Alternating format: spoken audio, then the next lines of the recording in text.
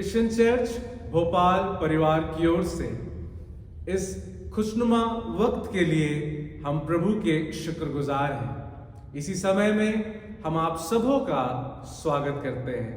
आज हमारे आध्यात्मिक मनन के लिए बाइबल पढ़ने में हमारी अगुवाई भाई आशीष जेकब करेंगे। हमारे आध्यात्मिक मनन के लिए बाइबल में से चुना गया फिलिपियों की पत्री 2 अध्याय 7 से 8। वरन अपने आप को ऐसा शून्य कर दिया और दास का स्वरूप धारण किया और मनुष्य की समानता में हो गया और मनुष्य के रूप में प्रकट होकर अपने आप को दीन किया और यहाँ तक आज्ञाकारी रहा कि मृत्यु, हाँ क्रूस की मृत्यु भी सह ली। आमीन। आइए एक कदम और प्रभु की समीपता का एहसास करते हुए हम प्रभु की महिमा में एक गीत गाएं।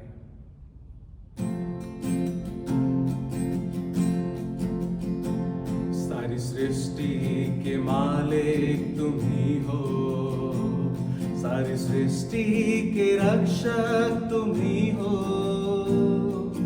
करते हैं तुझको सादर प्रणाम, गाते हैं तेरे ही गुणगान। हा हा हा हा लेलुया, हा हा हा हा लेलुया, हा हा हा हा लेलुया। आमीन। सारी सृष्टि को तेरा सहारा, सारे संकट से हमको बचाना। तेरे हाथों में जीवन हमारा है, अपनी राह पर तू हमको चलाना। हा हा हा हा लेलुया, हा हा हा हा लेलुया, हा हा हा हा लेलुया। आमीन। थोड़ी देर ठहर कर हम प्रभु के वचन को सुने, जिसमें बिशप डॉक्टर विपिन लाल प्रकाश डालेंगे। Praise God.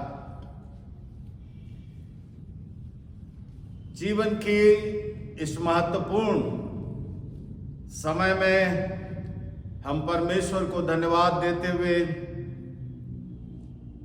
एक छोटा प्रयास जो प्रार्थना के साथ हम करना चाहते हैं, बहुत से लोगों के जीवन के लिए एक नई उम्मीद और एक नई आशीषों को लेकर आए। खुदा के कलाम को जो पढ़ा गया, यहां लिखा हुआ है फिलिपियों की पत्री उसका 2 अध्याय उसके 8वें पद में, और मनुष्य के रूप में प्रकट होकर अपने आप को दीन किया और यहां तक आज्ञाकारी रहा कि मृत्यु, हाँ क्रूस की मृत्यु भी सह ली। और आज हमारे मनन के लिए जो मेरा अपना विषय है, आज्ञाकारिता की कीमत। संत पौलुस फिलिपियों के विश्वासियों को इस बात को लिखता है, इस बात को लेकर उन्हें प्रोत्साहित करता है कि हम अपने जीवन में मसीह जीवन के मूल्य को जानें।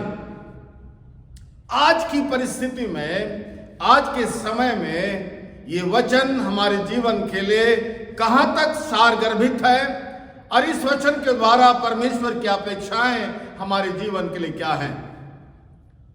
निसंदेह परमेश्वर की आशीषें प्राप्त करने की शर्त आज्ञाकारिता है। हम बिना आज्ञाकारिता के परमेश्वर की आशीषों को पा नहीं सकते हैं। खुदा के कलाम में लिखा हुआ है कि हमारा छुटकारा, हमारा उद्धार, हमारा नया जन्म, हमारे पापों की क्षमा, प्रभु यीशु मसीह के द्वारा स्वर्ग की आशीषों को मिलना, ये सब परमेश्वर का अनुग्रह है। लेकिन हमने परमेश्वर के अनुग्रह के द्वारा, उसकी दया के द्वारा उस बड़े उद्धार को अपने जीवन के अंदर पाया। हमारा मेल प्रभु यीशु मसीह के द्वारा परमेश्वर के साथ हो चुका। क्या यहां तक काफी है? क्या हमारे जीवन की कोई उत्तरदायित्व नहीं है? लेकिन यदि आप पुराने नियम के को पढ़ेंगे तो बार बार परमेश्वर के वचन में लिखा हुआ है, यदि तुम मेरी आज्ञाओं को मानोगे तो परमेश्वर की आशीषों को पाओगे। एक विश्वासी के जीवन में जब वो उद्धार की निश्चयता को पा लेता है, अपना जीवन प्रभु यीशु मसीह को दे देता है, पापों की क्षमा प्राप्त कर लेता है, तो हमारे जीवन के अंदर प्रभु यीशु की बड़ी इच्छा है, उसकी आज्ञा है कि हम उसकी आज्ञाकारिता में आगे बढ़ सके। और इसी संदर्भ में हमारे जीवन में आज के दिन में हमें इस बात पर विचार करना पड़ेगा कि परमेश्वर के प्रति मैं कितना आज्ञाकारी हूं, यह आज्ञाकारिता मेरे जीवन में क्या है। लेकिन पौलुस कहता है प्रभु यीशु मसीह के बारे में कि यहां तक प्रभु यीशु मसीह आज्ञाकारी रहा कि उसने कैलवरी के क्रूस को भी सहन किया। यहां तक, ये जो यहां तक का जो शब्द है, ये हमारे जीवन का मूल्य है। इसको हमको समझना है। केवल प्रेम के बारे में बाइबल में कितना लिखा हुआ है, अनुग्रह के बारे में कितना लिखा हुआ है, दया के बारे में कितना लिखा हुआ है, किसी भी पद के बारे में बाइबल में कितना लिखा हुआ है, ये अच्छी बात है। लेकिन पौलुस कहता है यहां तक। और आज के दिन में बिशप पास्टर विपिन लाल को ये सोचना पड़ेगा कि मैं प्रभु की आज्ञाकारिता के प्रति मैं कितना सजग हूं। यदि आप इब्रानियों के पत्री उसके 11वें अध्याय को जब आप पढ़ेंगे तो 11वें अध्याय में इब्रानियों का लेखक उन तमाम प्रभु के सेवकों के बारे में लिखा है, उनकी चर्चा करता है। उन तमाम सेवकों में सबसे पहली बात वो लिखता है इब्रानी के पत्र उसके 11वें अध्याय और 7वें पद में नूह के बारे में, कि नूह ने अपनी जिंदगी में इतनी बड़ी आशीष से कैसे पाया। कि नूह के बारे में लिखा कि नूह ठट्टा करने वालों के बीच में परमेश्वर के प्रति आज्ञाकारी रहा, ठट्टा करने वालों के बीच में। और इब्रानी 11:8 में इब्राहिम के बारे में लिखा हुआ है कि इब्राहिम सुख और सुविधाओं के बीच में, सुख और सुविधाओं का त्याग करते हुए उसने परमेश्वर के प्रति आज्ञाकारी रहा। और आगे चलकर लिखा हुआ है यूसुफ के बारे में, कि यूसुफ के बारे में लिखा है कि यूसुफ ने संसार की, परिवार की, जीवन के तमाम प्रलोभनों के बीच में उसने परमेश्वर की आज्ञाकारिता को अपने जीवन के अंदर उत्तम स्थान दिया।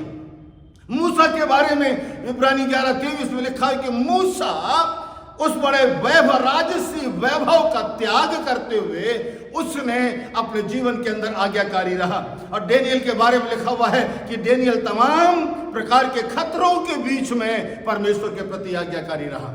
और यहां तक नए अहदनामे में जब आप और मैं पढ़ेंगे तो पाएंगे कि चेलों के बारे में, कि चेले संसार के सतावटों के बीच में, दुखों के बीच में, तकलीफों के बीच में परमेश्वर की आज्ञाकारिता को पूरा किया। आज हम कहां हैं? क्या हमारे केवल प्रचार का विषय यीशु है? क्या केवल हमारे स्लोगन यीशु मसीह है? या हम अपनी जिंदगी में परमेश्वर के प्रति हम आज्ञाकारी हैं? खुदा के कलाम में यूहन्ना 14 उसके 21 में लिखा है, जिसके पास में मेरी आज्ञा है, जिसके पास में मेरी आज्ञा है और वो उन्हें मानता है, वही मुझसे प्यार करता है। यहां यह नहीं लिखा है कि जो ज्यादा बाइबल का पद जानता है वो मुझसे प्यार करता है, लेकिन लिखा है कि जिनके पास में मेरी आज्ञा है। केवल आज्ञा को रख लेना काफी नहीं है, आज्ञाओं के बारे में जान लेना काफी नहीं है, आज्ञाओं के बारे में केवल नॉलेज रख लेना काफी नहीं है, आज्ञाओं के बारे में केवल प्रचार कर लेना काफी नहीं है, लेकिन उन्हें मानता है। लूत ठट्टों के बीच में आज्ञाकारिता, सुख और सुविधाओं के का त्याग करते हुए आज्ञाकारिता, जीवन के प्रलोभनों के बीच में आज्ञाकारिता, जीवन के खतरों के बीच में आज्ञाकारिता और जीवन के सतावट के बीच में आज्ञाकारिता। प्रभु यीशु मसीह ने कहा कि जैसे मैंने तुमसे प्रेम किया। आपने कभी समझा कि प्रेम के अंदर परमेश्वर की आज्ञा है? प्रेम के अंदर आज्ञा छुपी हुई है। और इसी को संत पौलुस कहता है कि वो यहां तक आज्ञाकारी रहा कि उसने क्रूस का चुनाव अपने जीवन के अंदर किया। मेरे जिस मित्रों, परमेश्वर के वचन में लिखा है कि आज्ञा मानना बलिदान चढ़ाने से उत्तम है। आज्ञा मानना संस्कारों को पूरा करने से उत्तम है। आज्ञा मानना ही हमारे जीवन का सर्वोत्तम बलिदान है जो परमेश्वर हमारी जिंदगी में चाहता है। इससे पहले कि परमेश्वर इब्राहिम को आशीष दे, इससे पहले कि परमेश्वर अनेक संतों को आशीष दे, इससे पहले कि अनेक लोगों को खड़ा करे, परमेश्वर उन आशीषों को देने के पहले परमेश्वर हमारे जीवन के अंदर आज्ञाकारिता को ढूंढता है। इब्राहिम इसलिए आशीष पाया क्योंकि वो आज्ञाकारी रहा। हमारी जिंदगी के अंदर परमेश्वर की बड़ी इच्छा है और परमेश्वर चाहता है कि केवल अनुग्रह के द्वारा उद्धार पा लेना ही काफी नहीं है, लेकिन इस संसार में जहां सतावट है, जहां प्रलोभन है, जहां ठट्टा है, जहां मुसीबत है, जहां अहंकार है, जहां घमंड है, जहां बुद्धि है, जहां ज्ञान है, इन सारी बातों के बीच में परमेश्वर के प्रति आज्ञाकारी रहना। पौलुस कहता कि यहां तक वो आज्ञाकारी रहा। आज मेरी आज्ञाकारिता की सीमा कितनी है? क्योंकि आज्ञाकारिता में जीवन का दर्द छुपा हुआ है। जीवन का दर्द है। आज्ञाकारिता में जीवन का वो त्याग है। आज्ञाकारिता में जीवन का वो प्रेम है जिससे हम संसार में बहुत प्यार करते हैं, जिससे हमें संसार में यीशु के कारण हमें त्यागना है। आज्ञाकारिता में हमारे जीवन का आध्यात्मिक जीवन छुपा हुआ है कि हम परमेश्वर से कितना प्यार करते हैं। यह महत्वपूर्ण ये नहीं है कि हम बाइबल का कितना ज्ञान रखते हैं, महत्वपूर्ण ये है कि हम कितना आज्ञाकारी हैं। खुदा के कलाम में लिखा कि जिसके पास में मेरी आज्ञा है और जो उन्हें मानता है वही मुझसे प्रेम करता है।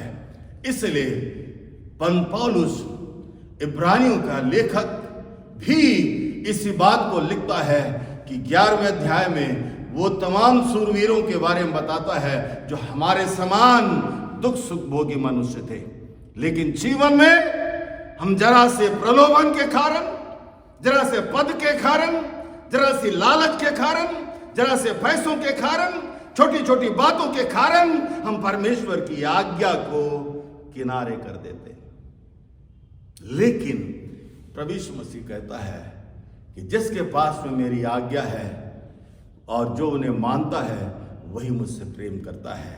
प्रभु यीशु मसीह ने परमेश्वर के प्रेम को अपनी आज्ञाकारिता के द्वारा प्रकट किया और आज्ञाकारिता के द्वारा परमेश्वर ने उसे सारे नामों में वो सर्वश्रेष्ठ नाम ठहराया जिसके बारे में बाइबल में लिखा है कि स्वर्ग के नीचे और पृथ्वी के ऊपर केवल एक ही नाम दिया गया जिसके द्वारा उद्धार पा सके। ऐसी आशीष पाने के लिए यीशु मसीह को भी अपने जीवन के अंदर आज्ञाकारिता के रास्ते से गुजरते हुए अपने आप को समर्पित करना पड़ा।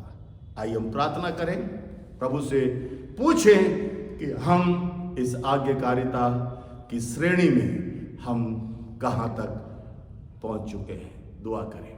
हमारे जीवित प्रभु, अनुग्रह कर, हमें आज्ञाकारी बना ताकि हम तेरी आज्ञाओं, जो बाइबल में अनेक आज्ञाएं तेरे वचन में दी गई, उन सारी आज्ञाओं में सबसे श्रेष्ठ आज्ञा कि तू अपने परमेश्वर को सारे तन मन धन के साथ प्रेम करना, हमें तैयार कर, हमें आशीष दे। प्रभु यीशु के नाम से मांगते हैं, आमीन। परमेश्वर हमारी सहायता करे, परमेश्वर हम पर अनुग्रह करे ताकि हम प्रभु की आज्ञाकारिता में निरंतर आगे बढ़ सकें। आमीन।